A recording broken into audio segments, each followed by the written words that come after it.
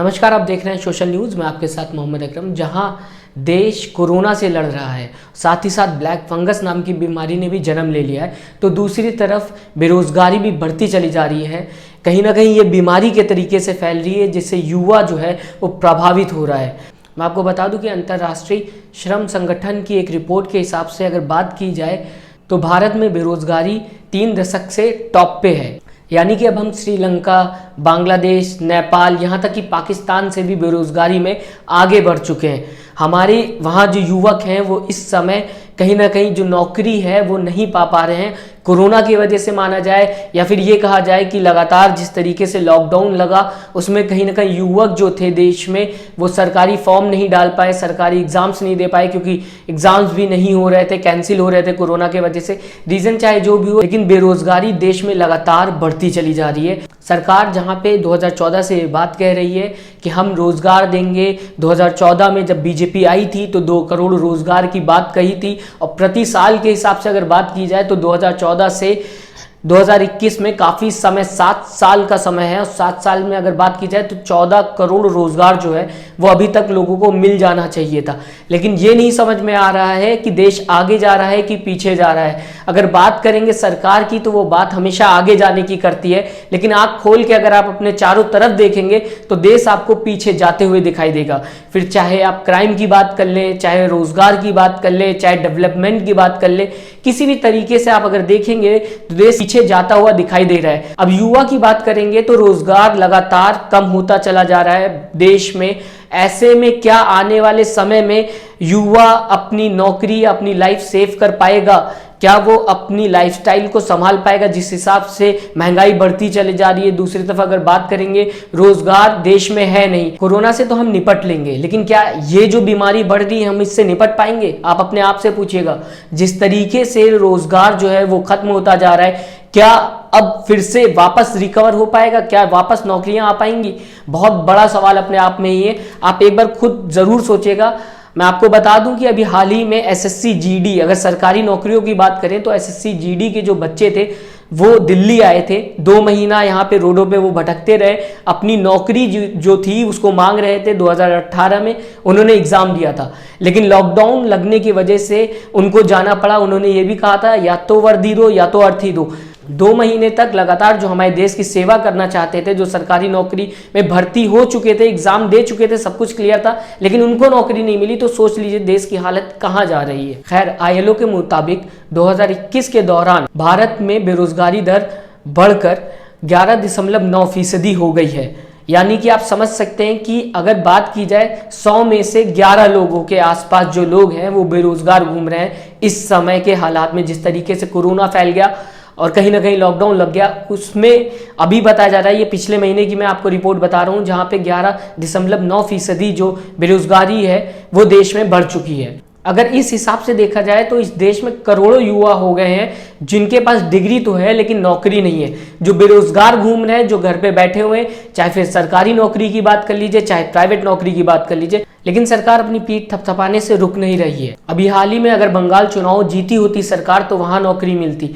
तो क्या नौकरी देना चुनाव जीतने का तरीका हो गया कि नौकरी के नाम पे सरकार जब जब चुनाव आता है तो ये कार्ड निकाल के खेलती कि हम आपको नौकरी देंगे? फिर चाहे बिहार चुनाव की बात कर ली जाए, 2014 चुनाव की बात कर लीजिए, फिर चाहे अभी हाल ही में हुए बंगाल चुनाव की बात कर ली जाए, चुनाव में एक तरीके का कार्ड हो गया है रोजगार देना।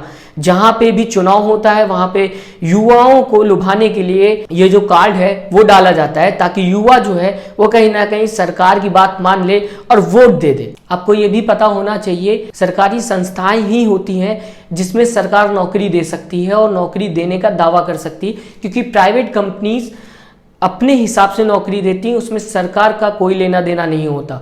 तो जिस तरीके से अभी आप देख रहे हैं जो सरकारी संस्थाएं हैं वो बेची जा रही हैं, तो ये मान लिया जाए कि अब जो युवा है वो बिजनेसमैन बन जाएगा, क्योंकि सरकारी नौकरी तो है नहीं और लगातार रोजगार जो है वो कम होता जा रहा है देश में। या फिर युवा प्राइवेट जॉब करे। फिलहाल जिस तरीके से बेरोजगारी बढ़ रही है, लगता तो यही है कि हर युवा बिजनेस करके आत्मनिर्भर बनेगा और मोदी जी का ये जो सपना था आत्मनिर्भर भारत का, उसे पूरा करेगा। लेकिन ये भी करने में, यानी कि एक छोटा सा बिजनेस भी खोलने में लाखों रुपए लग जाते हैं, और अगर ठीक ठाक बिजनेस हो तो उसमें करोड़ों रुपए भी लग जाते हैं। और देश में जिस तरीके से आधे से ज़्यादा लोग जो हैं वो मध्यम वर्ग के आते हैं, यानी कि एवरेज फैमिली से आते हैं, तो लाखों और करोड़ों रुपए खर्च करना शायद उनके लिए मुश्किल होगा। तो ये सपना भी अगर आत्मनिर्भर बनने की बात करेंगे तो ये भी कहीं ना कहीं मुमकिन होता दिखाई नहीं दे रहा है। दूसरी तरफ अगर बात की जाएगी तो प्राइवेट कंपनीज जो हैं वो देश में इतनी है नहीं, सरकारी लगातार बेची जा रही है, बेरोजगारी बढ़ रही है।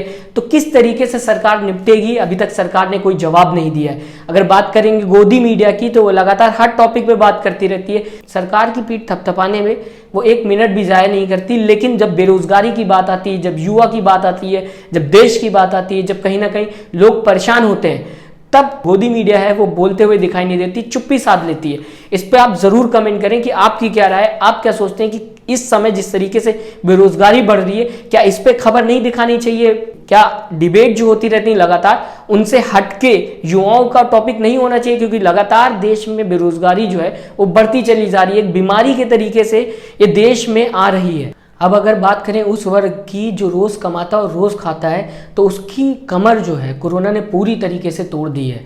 आप पूछेंगे क्यों, तो मैं बताता हूँ आपको। इसलिए क्योंकि लगातार जो मजदूर हैं, जो रिक्शे वाले हैं, जो ऑटो ड्राइवर हैं, वो रोज़ निकलते हैं नौकरी के लिए और रोज़ शाम को जो कमा के लाते हैं उसी से उनका घर चलता है। ना ही उनके पास कोई अपना घर होता है, वो किराए के मकान पे रहते हैं, हर महीने किराए भी देना होता है। और लगातार अगर बात करेंगे फैमिली की तो वो भी अपनी फैमिली को बढ़ाने के लिए वो हर एक चीज़ करने की कोशिश करते हैं जो एक मध्यम वर्ग के लोग करते हैं। ऐसे में वो कैसे खा रहे होंगे, ज़रा इस बारे में ज़रूर सोचिएगा। जाने माने अर्थशास्त्री अरुण कुमार की माने तो देश में आने वाले दिनों में आर्थिक मंदी की वजह से बेरोजगारी की स्थिति और ज़्यादा खराब हो सकती है, यानी कि और ज़्यादा भयंकर रूप बेरोजगारी की जो स्थिति है वो ले सकती है। तो ऐसे में अगर 10वीं और 12वीं के एग्जाम्स नहीं करा रहे हैं तो कहीं ना कहीं ठीक ही कर रहे हैं, क्योंकि एग्ज़ाम देने से फ़ायदा भी क्या होगा। आने वाले वक्त में वैसे भी नौकरियां जो हैं वो दिखाई नहीं दे रही हैं, बेरोजगारी लगातार बढ़ती चली जा रही है, तो यही एंजॉय कर ले, कम से कम एग्जाम देने से तो बच्चे बच ही जाएंगे। Centre for monitoring Indian economy के मुख्य अधिकारी महेश व्यास की माने अगर तो जिन लोगों की नौकरी अभी हाल ही में गई है